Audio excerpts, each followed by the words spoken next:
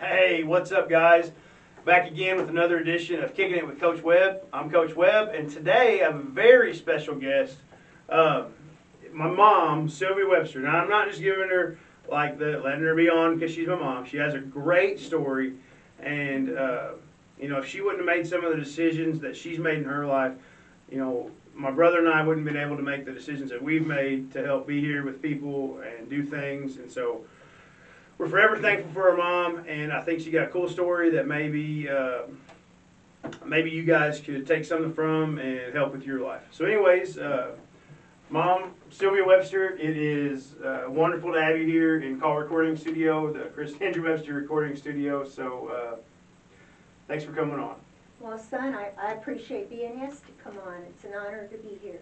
I hope that any little thing that I might say, any word might touch someone out there who's watching. You never know when it's going to help someone. And that's right. Well, in that case, let's jump right into it, and let's get it. We'll go right to the beginning. When and where were you born at? I was born in Junction City, Kansas. My dad was a lifer in the Army, and he was stationed at Fort Riley at the time. So we lived back and forth, Junction City, Germany. We lived for a year. St. Louis, where my maternal grandmother lived. So okay, just moved around some, back and forth. Yeah, so you bounced around. Finally after, I guess it was after the Army, or whenever when you guys settled down, at least, maybe not in the same house, but like in the same general location, ultimately that was in St. Louis, correct? St. Louis City, yes. Yeah, not county. We've seen some of those places. We're talking city. That little half moon of the city that is on, bordered by the Mississippi River, and then St. Louis County all around it. So yeah, we've seen some of the places you've grown up in. We're talking places like down by the Anheuser-Busch plant. We're talking places down by Crown Candy. We're talking right down there in the mix. Near Northside in St. Louis, and lived in the Walnut Park area. Lived in Central St. Louis, Mm-hmm. and some poorer neighborhoods. Yeah. So like you're growing up, nationally African Americans are the minority compared to the white people. But where you were growing up, would you say that it was the reverse of that? You were more of the minority in your neighborhood versus that, or was it more equal, or what was the diversity like when you were growing up in those areas of St. Louis? Well, an example of that is one of the schools that I went to, public schools that I went to, we were one of maybe 3 white families in the entire school. So, essentially at times, in my youth and young adulthood, we would have been considered the minority. Yeah, at least in that area. In that area, right, yeah. Yes. And so, so that kind of always puts a different spin on it, in my head. You growing up inner city, even though, Chris and I grew up in Dexter, so that's more of a country area, rural, and so it's always neat when we went up there and seen some of that stuff. So let's talk a little bit more about childhood. What do you think, I've heard so many cool stories. So talk about brothers and sisters, and that I know you're the oldest. Let's talk a little bit about family dynamics and things like that. What was that like? Well, my mom was a stay-at-home mom back then. Most of the time we didn't have a car. We rode by state buses in St. Louis City. My dad had a variety of jobs. What they referred to as a nickel and dime insurance agency, Metropolitan. So he would go from house to house, and it's pretty much nickel and dime in it, selling insurance policies in the poorer neighborhoods. So a lot of times he would take us with him. He always worked somewhere in the city. He worked at City Hall for a while, personal property assessor, and he worked at Harris Teachers College as the book clerk treasurer. He worked at that for a while. But most of the jobs that he had required you to live in the city proper. So we moved around different houses, you know, different places. At one place, we were living in a house and the furnace blew up, so then we moved to 3 rooms upstairs over a corner grocery store. I was the oldest of the children at home. There were children older than myself that belonged to my dad, but they did not live with us. So in our home, the nuclear family would have been my parents, and I have 2 brothers we were stair steps. And then I have a brother who is 12 years younger than me and a sister 10 years younger than me. So we were all raised in the same home. Many times there would be cousins living with us, or, you know, an uncle that stayed with us. Mm-hmm. And so in general, there was not just the nuclear family, but, you know, additional family members staying with us too. So would you say I don't even know how to phrase it. Would you say that you grew up in poverty? We did. And I should mention that many times we lived with my grandma. It was my grandma's house that we would come back and stay with her. So my maternal grandmother, now she passed when I was 12. No, what was her name? I forget. Was that Her Lucy? name was Lucy Matheny. Yeah, Lucy Matheny, that's Yes. right. It's one of your favorites. Yes. We called her Duck. We called her Doug. Now that was the one that took you to see the Cardinals. Oh, that was the grandma. She took me to see Cardinals games. Even going back to Sportsman's Park, we would catch Bi-State bus and go to Cardinals games in the First Bush Stadium, and she would take me to see Elvis Presley movies. She was a big fan of Elvis. Yeah. You know. So that's good. Yeah. And so let's get a little deeper into this poverty. Like, people need to understand, the whole point of this is, people gotta understand that it doesn't, it matters where you start, but if you're tough and you do things to try to fight your way out of it, that, you at least have a chance to get out. Like, they've gotta see that for themselves. So, let's go a little bit deeper into the poverty, just a little bit. You ain't gotta go too deep, but I'd like to hear a little more about that. You know, I remember when I became aware that we were in the poverty level, when you think of poor, middle class, and upper class. I remember, I think I was maybe 10 is what I'm remembering, that we were in the poor class. That's Yeah. where we were growing up. You know, and you know your neighborhood, you know your circumstances as a child, and you're aware of things that are going on. But an example, I would have maybe 3 outfits for school, and they came from Goodwill. So that's what I had, that's what I wore, Right. That was my life at that time. Not aware that we were classified, you know, as poor. Yeah. And one of the teachers that I had, I believe it was at Hempstead School in the city, did some socioeconomic things, talking and made everyone in there aware of poor, middle class, and you know, rich, and even there are layers to each class. Yeah. You know, there's lower class, middle lower class, upper lower class. I don't know. I wasn't there, but if you're a kid and you're clearly growing up in a poor neighborhood, I don't know the benefit of her telling all you little kids, hey, you guys are all poor. Like, that doesn't make sense to me. Like, hey, let me be the teacher and put you down. Like, that's stupid to me. Why would you? I don't get her thought process as far as, hey, let's put a whole bunch of kids down, especially when the kids themselves at that point in their lives have no control over the situation they're in.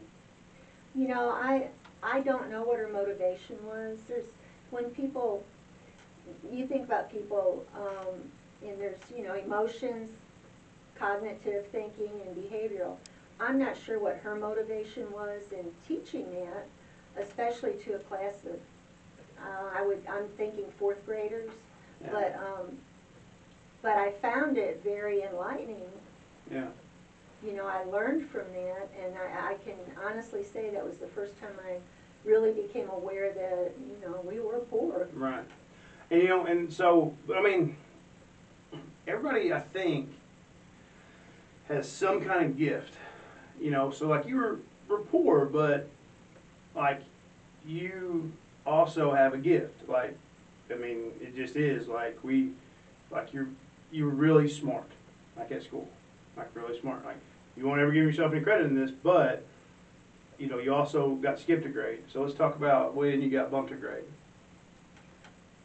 It was challenging. It presented different challenges. Well, what grade did you get bumped? I got bumped the last half of 4th grade and the first half of 5th grade. So, and at the end of 5th grade, we moved, relocated again to a different school. So, not only was it maturity made a difference in getting bumped up a year, but you know, it's a different mature level, but we transferred to different schools, so you know, it was all about friends, it was all about the level that the new school was teaching, you know, where they were at, which was not the same degree from Hempstead, from where I went originally. And when we transferred, it was more of a mix of, not to focus on race at all, but it was more of a mix of black and white. It wasn't just, whereas all my friends were honestly black up until then. Yeah. So that's good.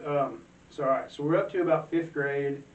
I guess 5th or 6th grade. So you transferred schools. You know, you're still just a kid growing up too, though. I mean, I know you had to work a lot and do different things and help, but what was something you liked to do when you were a kid? What was something you enjoyed doing when you were a child? I liked riding my bike. If you asked me what my favorite toy ever was, if you consider a bike a toy, yeah, it was my bike. And that carried over even into adulthood. Mm-hmm. I would ride my bike in Forest Park, you know, with a friend usually. Ride my bike on Alton River Road. If you're familiar with St. Louis, it's beautiful. It runs the river and it's a bike This path. adult though with the bike. Right. Okay. I'm just saying. Okay, As yeah. a kid. I didn't want the audience thinking you were riding all those places as a child. No, yeah. not as a child. But as a child, I did transfer by state buses all over the city on my own. You know, so you have to keep in perspective, I guess, the times. However, there is still some risk whenever you consider you're sending a 9 or 10-year-old out to catch a bi-state bus, wait on a car, and transfer to another bi-state bus. You know, it was just a different way of thinking. Yeah. But it was what poor people did. Yeah. Well, I mean, you had to get to those places. If you wanted, yes. Yeah. You know, and that's crazy. I mean, now you look at like, you know, all this human trafficking and everything. I just don't think there's the world, I don't know if the world's a lot different or we're just able to see things we weren't able to see before, but it would be, God, I just can't see it happening now in 2020, you know, I just don't see it, but it was a different time, I guess. I wanted to back up on talking about my bike for a minute. Most of my childhood, I didn't have a bike.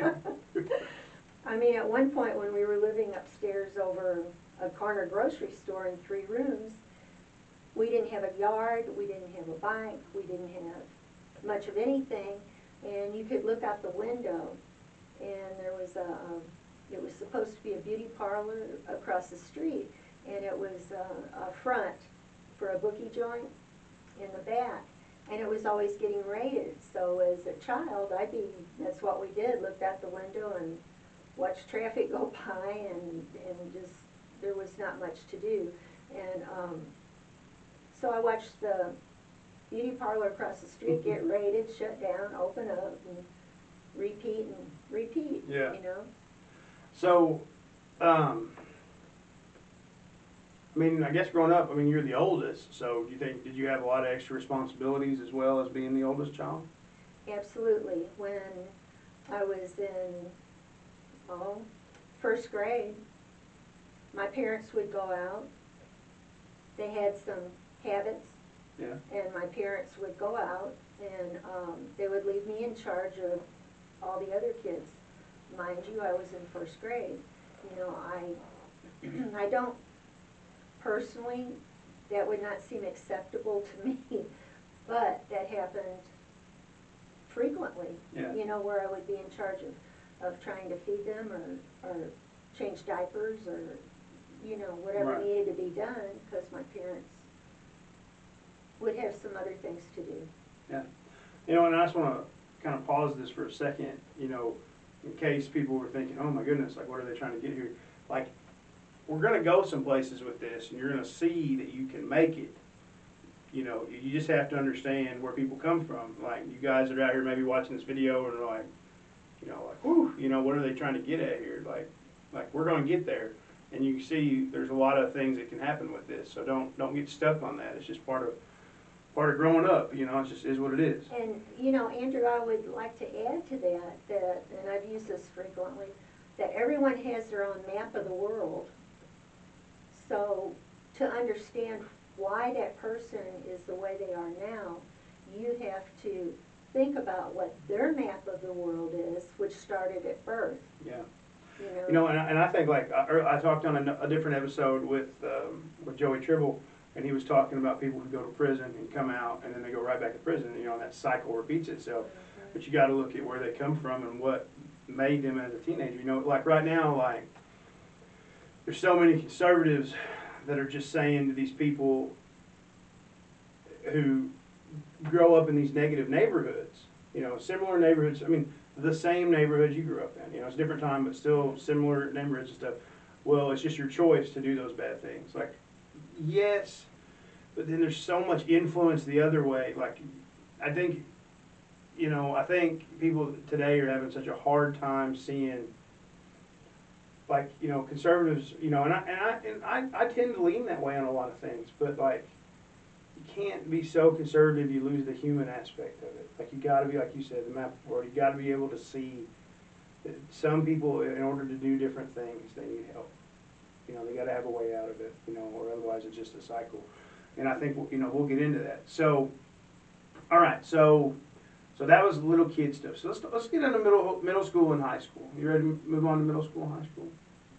it's fine. All right. So in high school, did you go to one high school or lots of different high schools? I went to one high school, and I should say there was no middle school, where I went to elementary, and it was K through 8, the last elementary Really? school that I went to, so there was no junior or middle So when you school. were, I'm just curious, I didn't mean to cut you off, but so when you were like Okay. 6th, 7th, and 8th grade, did you go to different classes or did you still just have one teacher? One class, self-contained class, all the way through 8th grade, Really? and then you went to high school. That was a bit of a culture shock going from one class to all of a sudden you're all over the school going to different classes and stuff. It was different. I and bet. Back then they had tracks. They had gifted. I'm sure everybody knows what a gifted is. Mm-hmm.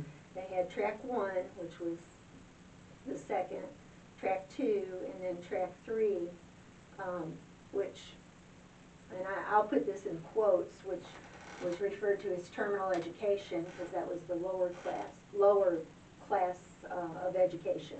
Really? So like, I mean, in some aspects, so how did you get to pick your own track or did they put you where you had to go? They tested everybody, standardized testing, and that's where you went. That's where you You were went. tracked, and that determined what classes you were eligible to take,